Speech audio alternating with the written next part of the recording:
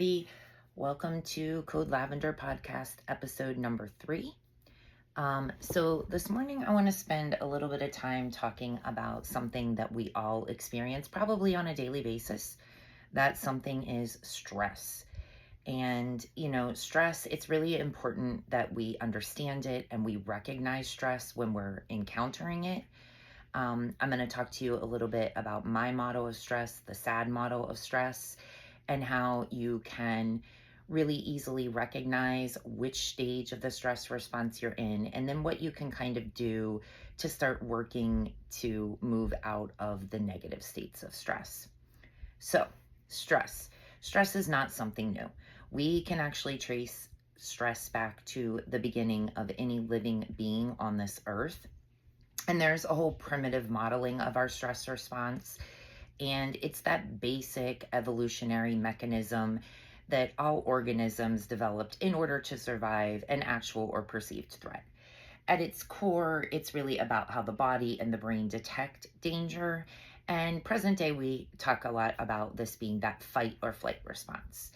So when we start considering those evolutionary roots of the stress response, we know that it evolved early on in animals, and it was developed to help them survive a threat. When they perceived a threat, such as, a predator, they needed to react instantly. They needed to either fight that threat or just get out of harm's way. So our brains and bodies kind of have a system that works together to respond to stress, and this is the HPA axis. That's hypothalamus, pituitary, adrenal axis. And to simplify that, your brain, it detects a danger and then it activates our stress response. The hypothalamus takes over, sends a signal to the pituitary gland, and then the pituitary gland is going to trigger our adrenal glands to release stress hormones, mostly cortisol and adrenaline. When that stress response system gets activated, our body is going to very rapidly undergo a lot of different changes. You are going to see increased heart rate and blood pressure. You're going to see people breathe faster. Pupils are going to dilate. Interestingly, our blood flow is completely redirected to our muscles. Both our digestive and our immune systems are essentially shut down because they are not necessary for right now survival. So it really helps our body to take immediate action against stress. So originally this system helped early humans escape predators, but in today's times, unfortunately, this system often is activated by a non-life-threatening stressor. This can be an exam for a student in school, a work deadline or pressure or stress, social conflict. And unfortunately, when these acute stress responses are triggered too often and are prolonged, we are going to end up in a chronic state of stress, which ultimately ends in burnout. So, I want to talk a little bit about how do we even understand stress and be aware of it. So to be aware of stress, you got to understand it. And I use the SAD model again. It's the safe and secure for S. The A stage is when we are aware and alarmed of that perceived threat, and D is when we become drained and disconnected. So looking at this S stage of the stress response, this is the ideal physiological state for optimum health and well-being. Obviously, it is completely unrealistic to expect to live here in this state constantly. However, incorporating regular self-care practices are going to help us access this state of stress more frequently. When our body is in the S stage of stress, it operates really efficiently. Digestion is going to occur smoothly. Cognitive function is heightened. So simple things like reading, our facial expressions, interpreting others' body language, it's all heightened. People in this state are going to be able to actively listen when having a conversation. They're going to make thoughtful decisions, and they are going to enjoy restful sleep because they have this sense of ease and they have an ability to switch off. When you look at kind of how does this all work, this system is truly governed by the ventral vagal circuit of the parasympathetic nervous system.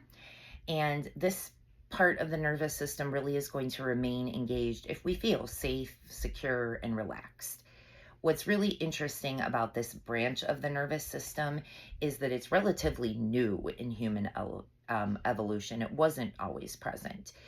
Present day, its emergence through epigenetics has enabled people to form social bonds, to foster communities, and just really enhance survival through human connection. So while you're in that relaxed state of S stage of stress, we are actually producing the hormone oxytocin. So, learning point here for my healthcare community, oxytocin is worth more than producing contractions for labor. When we have a surge and release of oxytocin, we are going to immediately have a slower heart rate. We are going to have deeper, easier breathing, and we are going to be cognitively clear. We become effective in our communication. Creative thought is heightened through release of oxytocin, and also just the ability to focus attention. So now what happens if you encounter a stressor? You get a little stressed out. So this is when we get into that A stage of the stress response. And this is the aware and alarm stage of stress. Our body is going to automate just an physiological, emotional, and behavioral response to any kind of perceived challenge or threat. This part of the stress response is mediated by the sympathetic branch of the autonomic nervous system. And it gets activated to prepare us to trigger these physiological changes in order to increase our energy expenditure and take action. So you are going to see tachycardia, and you're going to see the body kind of mobilize. And this is all reflective of just evolutionary stages of adaptation. And, it's going to take care of an acute short-term stressor. So interestingly enough, it's also something that is really in development and exists to accommodate long-term demands. So we engage with this stage of the stress response, obviously, during times of pressure. But a lot of people experience this stage of the stress response when they're doing activities that bring them joy and personal satisfaction. So looking at children who are playing, people pursuing hobbies that they love and enjoy, tackling challenges and goals. The sympathetic nervous system also gets activated in these situations, and it can be beneficial. This kind of stress activation and the stressors perceived here are really known as positive stressors or eustress. And it's happening because we're releasing dopamine, which is our quote, feel good hormone. You get a pleasurable sensation. It can be motivating. It can be rewarding. Part of the potential danger here is people love to feel great, right? We all do. And so because the feeling is so enjoyable, people are often going to seek it out repeatedly. And over time, it can become addictive. It can lead people to sacrifice time that could be otherwise spent staying in the S state of stress, in a state of relaxation, and a state of security. So while we're existing in the A zone of stress, we are highly productive. People stay up late to work, to meet deadlines. They push their physical limits. They reach ambitious goals. But it also has its downsides. Although it kind of feels like, okay, this is ideal, this is where I want to be, it is in the short term. But remaining in this state for too long can lead to excessive, prolonged stress levels.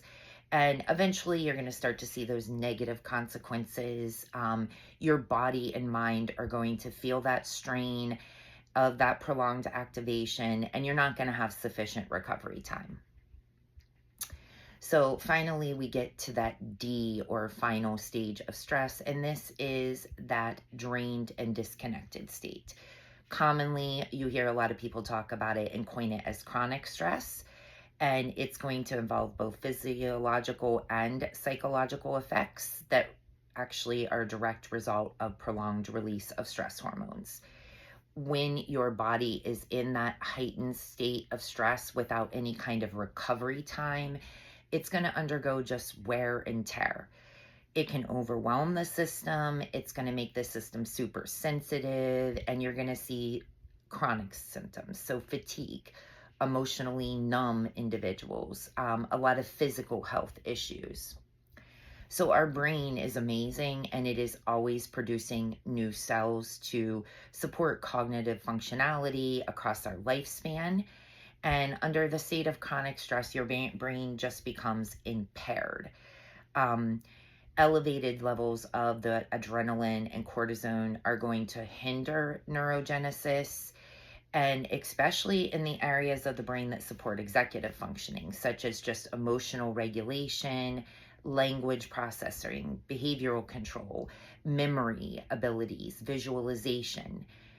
And as your brain's threat response gets exaggerated through this constant exposure, people are going to start to misinterpret neutral or ambiguous stimuli as a threat. In the end, people start to experience mental fog, difficulty with focus and forgetfulness. They have disrupted and inefficient sleep. And again, they have chronic health problems start to take over. So you are going to see that overproduction of cortisol. It disrupts circulation. It causes systemic inflammation. Systemic inflammation massively. It weakens your immune system. We become vulnerable to illness. We have problems healing. Common stuff that people are going to complain about when it physiologically manifests are headaches, joint pain, and a lot of GI issues. And, when you really, really look at the long-term prolonged chronic stress, we know that there is a huge correlation between cardiovascular disease and sudden cardiac events that lead to premature death. Talking about sleep.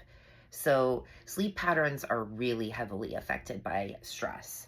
When we perceive a constant threat, our body struggles to disengage. We're always on that heightened alert. And we have difficulty resting, we have difficulty slowing down, or even falling asleep or staying asleep. When we don't sufficiently rest, we cannot restore ourselves. People get irritable, they get fatigued, they're emotionally overwhelmed. So when you look at emotional effects of chronic stress, it just really puts us in this deep state of exhaustion. People start to feel powerless. They get these feelings of inadequacy. They withdraw. Oftentimes they're perceived as cynical. Coping, becomes a challenge, and people start to turn to unhealthy coping mechanisms, perhaps overeating, not eating, excessive alcohol consumption, lack of physical exercise, and substance use as a mechanism to cope with this ongoing stress. When we're looking at stress in the workplace, it's not confined to somebody who works in an office or a hospital or in some other public enterprise. It happens to people who work at home. It happens to stay-at-home parents. It happens to people who are self-employed. So, let's face it, we all experience stress at work from time to time. It's nearly impossible not to. And a little bit of pressure, helpful. It pushes us to meet deadlines and achieve goals. But when that stress becomes overwhelming, it starts to hurt not just productivity, but your health, your relationships, and your overall well-being. So what actually causes workplace stress? There's a lot of stuff, right? So sometimes it's just that heavy or unrealistic workload. It's tight deadlines, unrealistic demands.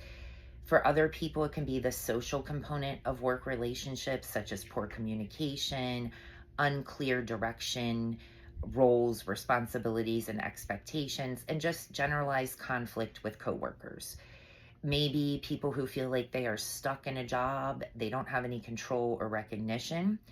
And the remote work, that's something that people are dealing with every day now. And it sounded great when it started, but people become isolated. They get burned out, and they have this inability to separate work and life, and they have trouble logging off.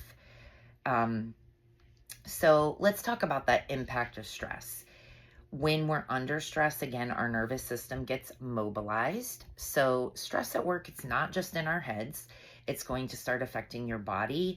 Again, headaches, fatigue, sleep disturbances, and serious health problems are going to develop over time. Mentally, we see anxiety, we see depression and burnout, and just that feeling of being completely drained and emotionally exhausted. Interestingly enough, stress in the workplace doesn't just stop with the individual. For organizations, the workplace stress gives lower productivity of employees, high turnover rates, people calling out sick, and eventually it just leads to an overall toxic work culture. In other words, stress costs everybody, not just the people experiencing it, but the businesses and organizations that they work for also. So, the biggest problem with chronic stress is that it does lead to burnout over time. And a lot of people don't even realize it until they're so far into the stage that they need to make a change. On a personal level, it's really, really important that we take care of ourselves. So, just instituting time management, exercise, mindfulness, healthy diet, ask for help when you need it. That all makes a difference. Take your breaks. Don't underestimate the power of just stopping for that 30 minutes or an hour. Have a conversation with somebody who understands, or read something. Eat your meal in peace. Um, and, we also need to recognize that change also has to come from the top in organizations. Employers have to start creating environments where people are supported and they feel that support. They need more than just pressure to perform. They need clear communication, realistic expectations, recognition of the hard work that they do, and having available resources for mental and physical health that are available to employees. Workplace stress, it's real, but it's actually manageable.